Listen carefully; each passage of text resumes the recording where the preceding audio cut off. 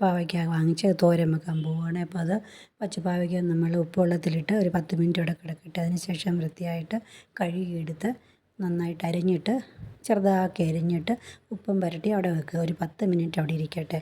അതിനുശേഷം ഒരു പാൻ അടുപ്പത്ത് വെക്കുക. അതിലേക്ക് ആവശ്യത്തിനുള്ള എണ്ണ ഒഴിച്ചു കൊടുക്കുക. വെളിച്ചെണ്ണയാണ് ഒഴിച്ചു കൊടുത്തത്. കടുകിടുക, കരിവേപ്പില ഇടുക. അതിനുശേഷം സ്വല്പം ജീരകം ഇട്ട് കൊടുക്കുക. വറ്റൽമുളക് ഇടുക. കടുക് അങ്ങോട്ട് പൊട്ടട്ടെ. പൊട്ടിക്കഴിയുമ്പോൾ അതിലേക്ക് നമ്മൾ അരിഞ്ഞു വെച്ചിരിക്കുന്ന സവാളയും പച്ചമുളകും കൂടി ഇട്ട് നന്നായിട്ടൊന്ന് ഇളക്കി കൊടുക്കുക. അതിനുശേഷം നമ്മൾ അരിഞ്ഞു വെച്ചിരിക്കുന്ന പാവയ്ക്ക പിഴിഞ്ഞ് ആ ഉപ്പെല്ലാം പിഴിഞ്ഞ് കളഞ്ഞിട്ട് അതിലേക്ക് ഇട്ട് കൊടുത്ത് 2-3 പ്രാവശ്യം അങ്ങ് ഇളക്കി കൊടുക്കുക. നമുക്ക് ആവശ്യമുള്ള തേങ്ങയോട് അങ്ങോട്ട് ചേർത്ത് കൊടുക്കുക. അവിടെ ഇരിക്കട്ടെ ഒരു 10 മിനിറ്റ്. വീണ്ടും നമ്മളത് ഒന്നുകൂടി ഇളക്കി കൊടുക്കുക. വേണമെങ്കിൽ 2-3 മിനിറ്റോടെ വെക്കുക. പിന്നെ തുറന്ന് വെച്ച് ഒന്ന് ഇളക്കി കൊടുക്കുക. അപ്പം നമ്മുടെ സൂപ്പർ പച്ചപ്പാവയ്ക്ക തോരൻ തയ്യാറ്.